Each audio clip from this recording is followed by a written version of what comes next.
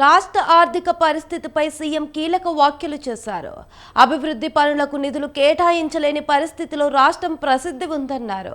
గత 5 ఏళ్లలో వచ్చిన డబ్బు ఏం చేశారో తెలియడం లేదని చెప్పారు. ఇంతకు నీతి ఆయోగ్ రిపోర్టుపై చంద్రబాబు ఏం మాట్లాడారు? గత ప్రభుత్వం ఏ మేరకు నిధులు దుబారా చేసింది? రాష్ట్ర పరిస్థితి గాడిన పెట్టడానికి కూటమి ప్రభుత్వం ఏం నిర్ణయాలు తీసుకోబోతుంది?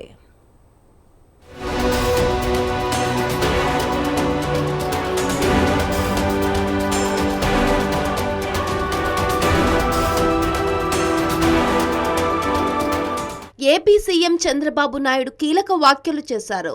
రాష్ట్ర ఆర్థిక పరిస్థితి బాగోలేకపోతే ప్రజలపై పన్నుల భారం పడుతుందని అన్నారు. అభివృద్ధి పనులకు నిధులు కేటాయించలేని పరిస్థితి ఎదురవుతుందన్నారు. 2022 నుండి 2023 ఆర్థిక సంవత్సరానికి సంబంధించి నీతి ఆయోగ్ ఇచ్చిన రిపోర్ట్పై సీఎం మాట్లాడారు. స్టేట్ ఫిస్కల్ హెల్త్ ఇండెక్స్ 2025 నివేదిక పైన సీఎం ప్రెజెంటేషన్ ఇచ్చారు. నీతి ఆయోగ్ 22-23కి చేశారు. 18 రాష్ట్రాలు, పెద్ద రాష్ట్రాలు, ఇంకా చిన్నవన్నీ ఉన్నాయి. యూనియన్ టెరిటరీస్ అన్ని వదిలిపెట్టి జనరల్ కేటగిరీ స్టేట్స్ ని తీసుకొని 18 చేశారు. ఇది 14-15 నుంచి 22-23 వరకు చేశారు. నా లెక్క ప్రకారం దీన్ని ఆర్థిక సంస్కరణలు వచ్చినప్పుడు చేస్తే ఇంకా బాగుంటుంది. అప్పుడు ఏమవుతుందంటే ఒక అసెస్మెంట్ వస్తుంది, ఎవరి పరిపాలనలో ఏ విధంగా రివైవ్ అయిందని కూడా అది ఇన్ కోర్స్ ఆఫ్ టైం వచ్చే అవకాశాలు కూడా ఉంటాయి. ఇక్కడ 5 మేజర్ సబ్ ఇండికేటర్స్ చూశారు, ఇండికేటర్స్ ని. 9 మైనర్ సబ్ ఇండికేటర్స్ కూడా పెట్టారు. Major sub indicators, minor sub indicators. Quality of expenditure, మనం ఖర్చు పెట్టేది ఎక్స్పెండిచర్, టోటల్ ఎక్స్పెండిచర్ లో డెవలప్మెంట్ ఎక్స్పెండిచర్ ఎంత పెడుతున్నాం. నేను ఎప్పుడూ చెప్తా ఉంటాను, సంపద సృష్టించాలి, ముందు డెవలప్మెంట్ మీద ఖర్చు పెట్టాలి. ఆర్థిక పరిస్థితి బాగా లేకుంటే అభివృద్ధి పనులు సరిగ్గా చేయలేమన్నారు సీఎం. ఇదే కొనసాగితే చివరికి బాధపడేది ప్రజలే అన్నారు. రాష్ట్ర దేశ భవిష్యత్ కోసం అందరూ ఆలోచించాలని చెప్పారు. అభివృద్ధి పనులపై నిధులు ఎక్కువ ఖర్చు చేయాలన్నారు. అభివృద్ధి పనుల వల్లే సంపద పెరుగుతుందని చెప్పారు. అలాగని అప్పులు చేసి పనులు చేస్తే ఇబ్బందులు పెరుగుతాయని సీఎం పేర్కొన్నారు.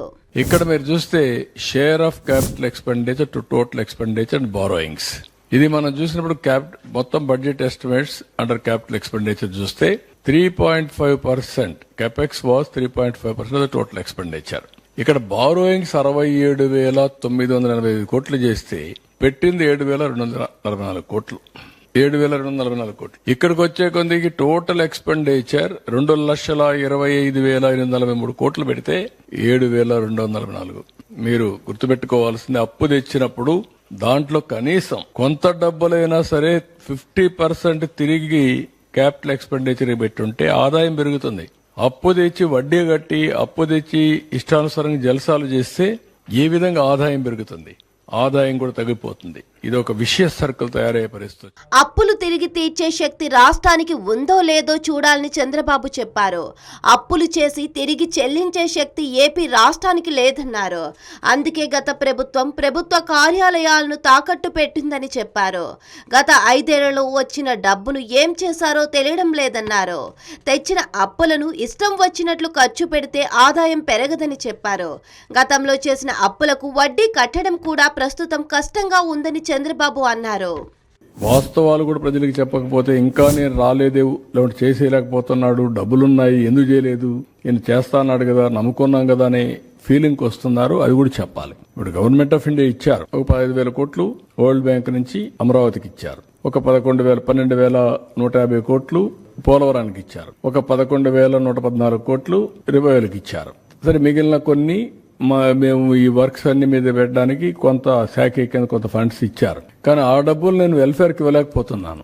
కనీసం అక్కడ పెడితే రివైవ్ అయితే, డెవలప్మెంట్ అయితే నాకు ఆదాయం పెరుగుతుంది. ఆదాయం పెరిగితే ఇస్తాం. ఇంకొంచెం ఫ్లెక్సిబిలిటీ కోసం ఆలోచిస్తున్నాం. ఎక్కడ ఫ్లెక్సిబిలిటీ వస్తే అక్కడ అవసరమైతే బారో చేసినా సరే I want to give my commitments. 2022 నుండి 2023 ఆర్థిక సంవత్సరంలో 67,000 కోట్లు అప్పులు తెచ్చారని, కానీ ఆ రుణాలను కనీస స్థాయిలో కూడా అభివృద్ధి ప్రాజెక్టులకు వినియోగించలేదన్నారు సీఎం.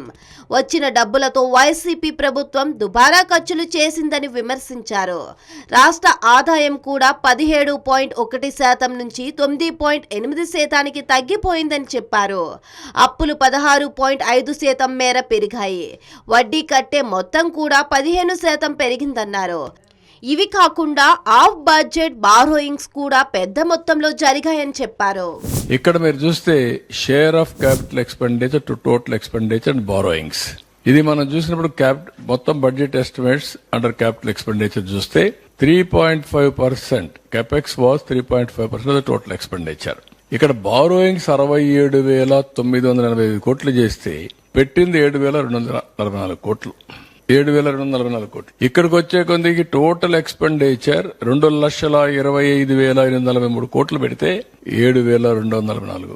మీరు గుర్తుపెట్టుకోవాల్సింది, అప్పు తెచ్చినప్పుడు దాంట్లో కనీసం కొంత డబ్బులైనా సరే 50% తిరిగి క్యాపిటల్ ఎక్స్పెండిచర్ పెట్టుంటే ఆదాయం పెరుగుతుంది. అప్పు తెచ్చి వడ్డీ కట్టి అప్పు తెచ్చి ఇష్టానుసారంగా జల్సాలు చేస్తే ఏ విధంగా ఆదాయం పెరుగుతుంది? ఆదాయం కూడా తగ్గిపోతుంది. ఇది ఒక విషయ సర్కిల్ తయారయ్యే పరిస్థితి. 2022 నుండి 2023లో 7,244 కోట్లు మూలధన వ్యయం చేశారని సీఎం చెప్పారు. ఒక్క జలవనరు ప్రాజెక్ట్ కూడా పూర్తి చేయలేదన్నారు. 2014 నుంచి 19తో పోలిస్తే గత 5 ఏళ్లలో మూలధన వ్యయం 60% తగ్గిపోయిందన్నారు. ఫిజికల్ హెల్త్ ఇండెక్స్ లో ఏపీ 18వ ర్యాంకులో ఉందని తెలిపారు. వృద్ధి రేటు లేకపోవడం వల్ల రాష్ట్రం 7 లక్షల కోట్ల నష్టపోయిందని పేర్కొన్నారు. ఏటా 76,000 కోట్ల ఆదాయం పోయిందని చెప్పారు. అందుకే రాష్ట్రానికి వృద్ధి రేటు అనేది చాలా ముఖ్యమని తమ ప్రభుత్వం పదే పదే ప్రస్తావిస్తుందన్నారు. 18 రాష్ట్రాల్లో 17 రాష్ట్రం మంది బాటం అన్నింటికంటే కిందన ఉన్నాం. ఫిజికల్ డెఫిసిట్స్ చాలా ఎక్కువగా ఉన్నాయి. డెవలప్మెంట్ ఎక్స్పెండిచర్ 10% కూడా క్యాపిటల్ ఎక్స్పెండిచర్ లో పెట్టలేదు. ఇది సినారియో.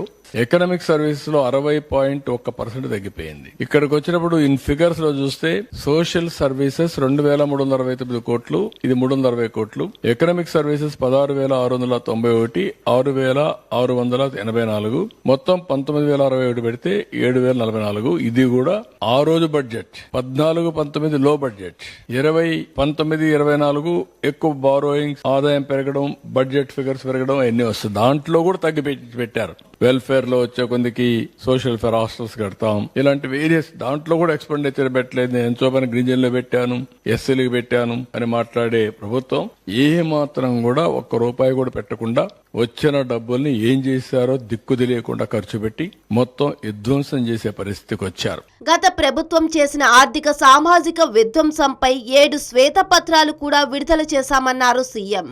స్వర్ణాంధ్ర 2047 లక్ష్యాల్లో భాగంగా 15% వృద్ధి రేటు కోసం ప్రణాళికలు వేస్తున్నామన్నారు. తద్వారా 2047 నాటికి తలసరి ఆదాయం 58,14,916కు చేరుతుందన్నారు. సూపర్ 6 లో ఎన్టీఆర్ భరోసాలో భాగంగా 64 లక్షల మందికి పెన్షన్ ఇస్తున్నామన్నారు. మేము చెప్పిన సూపర్ 6 లో ఎన్టీఆర్ భరోసా ఎక్కడా ఇవ్వని విధంగా 3,000 నుంచి 4,000 చేశాం. 2,800 కోట్లు నెలకిస్తున్నాం. 33,000 కోట్ల రూపాయలు సంవత్సరానికి పేదవాళ్లకు 64 లక్షల కుటుంబాలకు డబ్బులు ఇచ్చే పరిస్థితికి వచ్చాం. 100% సాటిస్ఫాక్షన్ చూస్తున్నాం. డెలివరీ మెకానిజం చూస్తున్నాం. ఎక్కడా ఇబ్బంది లేకుండా చేస్తున్నాం. దీపం 2 ఇది కూడా రిలీజ్ చేశాం. దీనికి కూడా రియల్ టైమ్ లో వాళ్ళకి డబ్బులు ఇస్తూ 3 సిలిండర్లు ఉచితంగా ఇస్తున్నాం. 895 కోట్లు డబ్బులు కూడా ఇప్పటికే రిలీజ్ చేశాం. అన్నా క్యాంటీన్ రివైవ్ చేశాం. 5 రూపాయలకు 204 అర్బన్ సెంటర్స్ లో పెట్టాం. రూరల్ సెంటర్స్ కూడా ఇప్పుడు తీసుకుంటున్నాం. Every constituency mega DSC by June position చేస్తాం. New policies, free sand policy, liquor policy, clean energy policy, industries, food processing, MSME ఇవన్నీ తీసుకొచ్చాం. ఇంత మునుపు 6 నెలలకు ఒకసారి, 3 నెలలకు ఒకసారి ఇచ్చే పెన్షన్లని లేకపోతే జీతాలని రెగ్యులరైజ్ చేశాం. ఎవ్రీ మంత్ ఫస్ట్ కి ఇస్తున్నాం. పంచాయతీ రాజులో దగ్గర 1443 కోట్లు రిలీజ్ చేశాం. తాము ఊహించిన దానికంటే రాష్ట్రంలో ఎక్కువ విధ్వంసం జరిగిందని సీఎం అన్నారు. రాష్ట్రానికి తీవ్ర నష్టం జరిగిందన్నారు. తాము చెప్పిందే ఇప్పుడు నీతి ఆయోగ్ ధృవీకరించిందన్నారు. వైసీపీ హయాంలో తలసరి ఆదాయం పెరగలేదు, కానీ తలసరి అప్పు పెరిగింది. రాష్ట్రాన్ని గాడిన పెట్టడానికి కొంచెం ఆలస్యం అవుతుందని సీఎం చెప్పారు.